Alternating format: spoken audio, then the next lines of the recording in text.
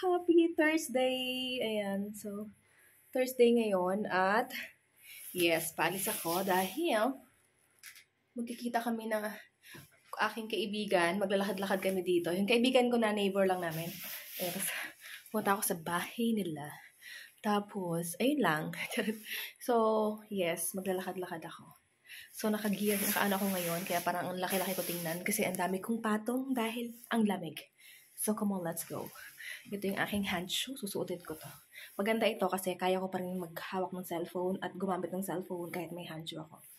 See you! Ayan yung tubig guys. So, naging yellow na siya. Kasi mga dahon na.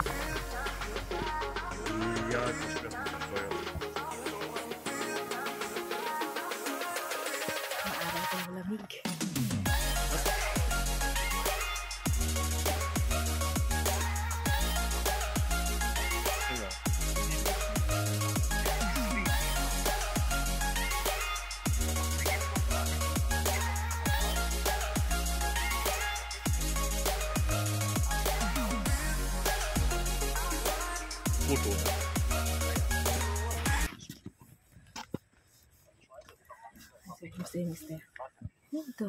The water. Hindi pa naman nag-yellow. Uy! Nag-yellow na yung mga gilid, guys. Pakita ko sa inyo yung pinakagilid. Dito yung friend ko. Pero mukhang hindi siya pwede sa camera, guys. Pakita ko. Hello! Is malamig! Oo nga, oh! Nag-yellow na yung gilid. Bisa Marate, yung malaking daga. Oo. Ay, dito? Hindi, nasaan? Andyan sa kanina, kaya lang wala na. Naglalangoy-langoy ang lamig. Ha? Naglalangoy-langoy siya, yung malamig. Tumawag to. Yung Bisa Marate, yung malaking daga? Daga na nag-ano din. Oo. Lamig na. Oh. Aba, naghihilo na yung gilid. Oo. So, sobrang lamig. Yung daga na. Yung malaking daga na. Malaking daga. Yung nag-ano dito. Yung Bisa Marate. Bisa Marate sabi nila. Ah, okay. Dalawang klase yun. Yung isa yung malaking ipin na nag-ano ng mga sinisira niya yung mga puno. Parang nag-ano siya ng cow dump na sinasabi nila dyan.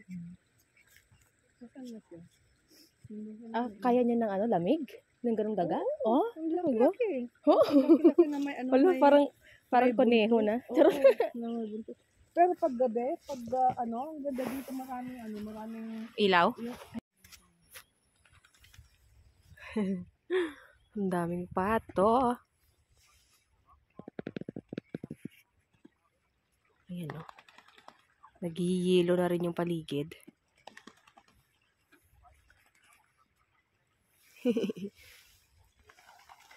Ayan o. Naghihilo na dito.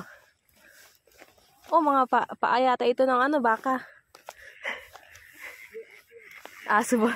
Ayan, naghihilo na. Uy! Nagliparan sila. Sorry. Nabulabog. Nabulabog yung mga kalapate. Ay, kalapate. O yan sila?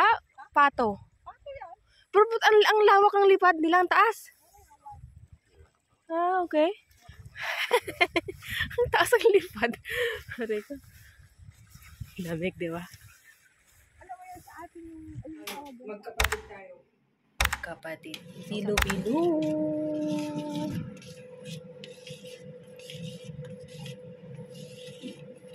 Sarap.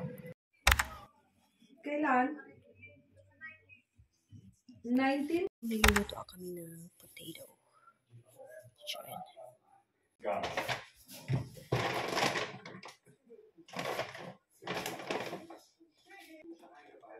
Look.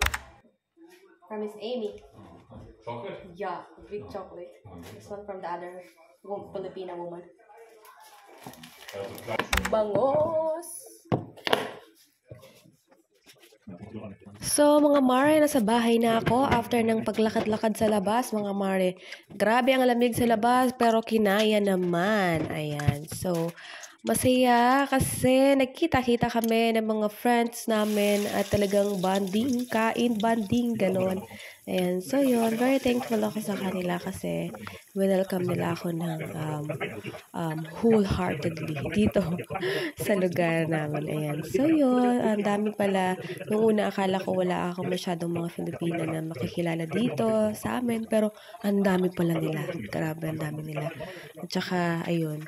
Papasalamat ako kasi mabait sila. Ganyan. So, ayun lang yung ginawa namin.